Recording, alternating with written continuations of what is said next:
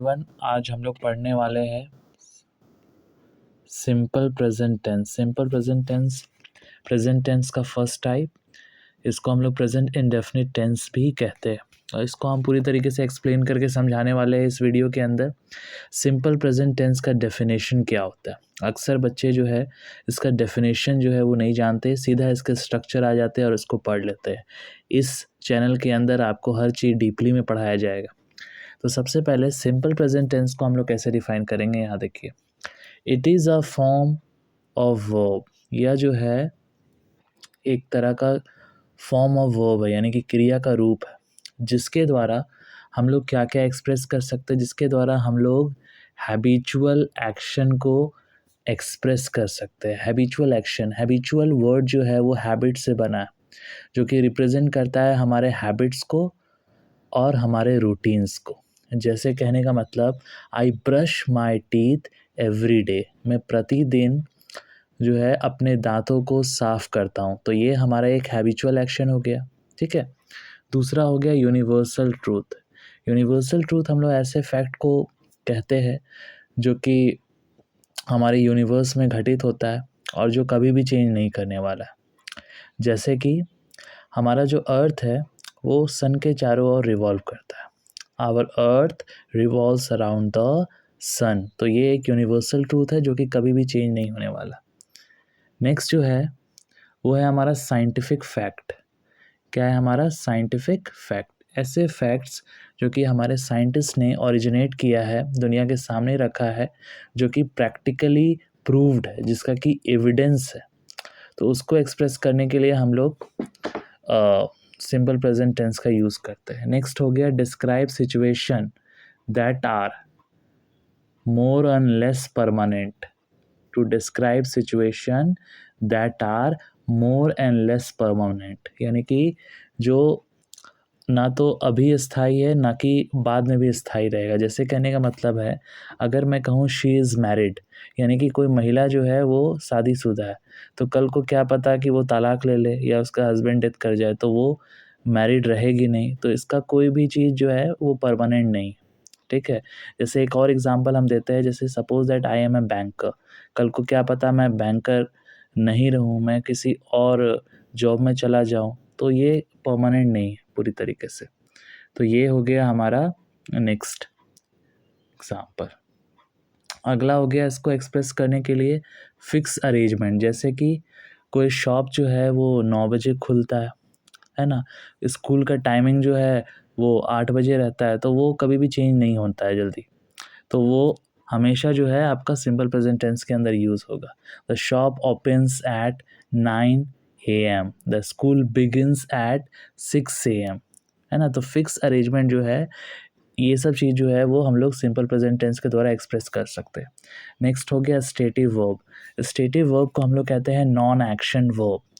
Non action verb basically describe करता है किसी का फिजिक को, किसी के फीलिंग को, किसी के बिलीफ को, किसी के नॉलेज को, है ना।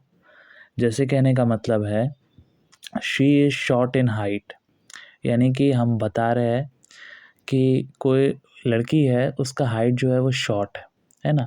तो यहाँ पे किसी भी तरह एक्शन नहीं हुआ, तो नॉन एक्शन वर्ब को ही हम लोग कहते हैं स्टेटिव वर्ब, और ये सिंपल प्रेजेंट टेंस में यूज़ हो सकता है। नेक्स्ट हो गया इंस्ट्रक्शन, किसी को इंस्ट्रक्ट करना, किसी को डायरेक्शन देना। जैसे you take the bus early in the morning, है ना। आप जो है बस सवेरे सवेरे लो, हो सकता है बस खाली हो उस समय, इसीलिए ये इंस्ट्रक्ट किया जा रहा है आपको। नेक्स्ट हो गया आपका in exclamatory sentence which begins with here and there. Exclamatory sentences क्या होता है? जो कि सडन फीलिंग को एक्सप्रेस करने के लिए यूज़ होता है, उसको हम लोग कहते हैं एक्सक्लामेटरी सेंटेंस। तो ऐसे एक्सक्लामेटरी सेंटेंस जो कि हेयर और देयर से यूज़ हो रहे हैं, हेयर और देयर से स्टार्ट हो रहे हैं, तो ये सारे जो है वो हमारे सिंपल प्रेजेंट टेंस के अंदर यूज़ होते हैं। जैसे here comes the bus exclamation mark, there goes the car exclamation mark, ठीक है। तो एक्सक्लेमेटरी सेंटेंस के अंत में एक्सक्लेमेशन मार्क भी हमारा लगता है। तो फिर से आप यहाँ पूरी तरीके से इस डेफिनेशन को देख सकते हैं अच्छी तरीके से कि सिंपल प्रेजेंट टेंस जो है इसका यूज़ होता है सबसे पहले हैबिचुअल एक्शन को एक्सप्रेस करने के लिए, यूनिवर्सल ट्रूथ को एक्सप्रेस करने के लिए, साइंटिफिक फैक्ट को यूज़ करने के लिए। डिस्क्राइब करता है ऐसे सिचुएशन को जो कि कभी भी स्थायी नहीं होता है। परमानेंट अरेंजमेंट को एक्सप्रेस करने के लिए स्टेटिव वर्ब यानी कि नॉन एक्शन वर्ब को, इंस्ट्रक्शन और एक्सक्लेमेटरी सेंटेंसेस जो कि हियर और देयर से स्टार्ट होते हैं। ठीक है, अब इसके अंदर जो है जो हेल्पिंग वर्ब यानी कि ऑक्सिलरी वर्ब यूज़ होते हैं, सहायक क्रिया जिनको हम लोग कहते हैं। सिंपल प्रेजेंट टेंस के अंदर दो तरह के सहायक क्रियाएं होती हैं। सबसे पहला जो है हमारा हो गया यहाँ पे डू और डज। डू और डज जो है ऐसे दो हेल्पिंग वर्ब्स है जिनका इस्तेमाल सिंपल प्रेजेंट टेंस के अंदर हमेशा से होता आ रहा है। आप सभी जानते हैं कि वर्ब्स के 5 फॉर्म होते हैं, V1, V2, V3, V4 और V5।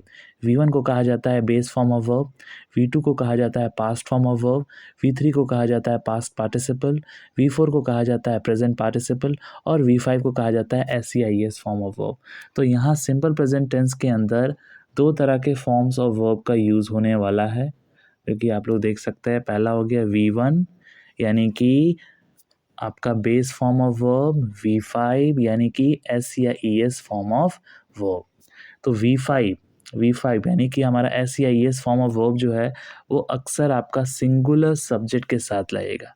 तो याद रखिएगा कि V5 यानी कि S या ES फॉर्म ऑफ वर्ब हमेशा अप्लाई होगा आपका सिंगुलर सब्जेक्ट के साथ, यानी कि ही, शी, इट या फिर कोई सिंगुलर नेम। और यहाँ पे देखिएगा V1 जो है वो हमेशा आपका इस्तेमाल होगा प्लूरल सब्जेक्ट और आई के साथ। V1 यानी कि बेस फॉर्म ऑफ वर्ब वो किसके साथ अप्लाई होगा?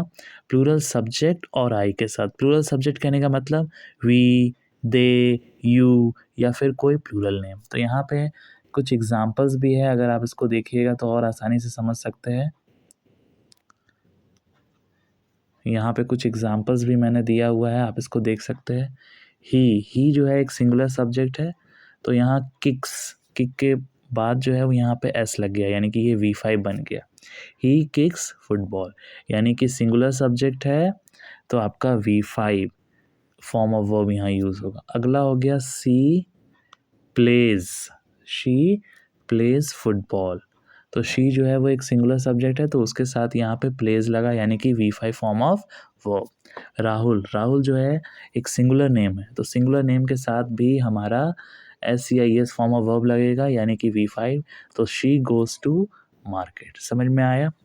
नेक्स्ट आप देखिए V1 वाला आई लर्न इंग्लिश। तो आई जो है हालांकि एक सिंगुलर सब्जेक्ट होता है, लेकिन हम लोग इसको प्लूरल की तरह ट्रीट करते हैं। तो आई लर्न ये हमारा V1 है ना, और ये हो गया हमारा इंग्लिश, आई लर्न इंग्लिश। तो यानी कि आई और किसी भी प्लूरल सब्जेक्ट के साथ हमेशा आपको V1 यूज़ करना है। वी लव फूड, तो वी हमारा हो गया प्लूरल सब्जेक्ट, उसके साथ लगा V1 फॉर्म ऑफ वर्ब, और ये हमारा सेंटेंस कंप्लीट हो गया। नेक्स्ट दे जो है वो भी हमारा एक प्लूरल सब्जेक्ट हो गया, तो उसके साथ लगा V1 फॉर्म ऑफ वर्ब, यानी कि वॉच मूवीज़। तो अगर आपको ये सारा कंसेप्ट अच्छी तरीके से क्लियर हो रहा है तो प्लीज़ इस चैनल को सब्सक्राइब करिएगा। Thank you.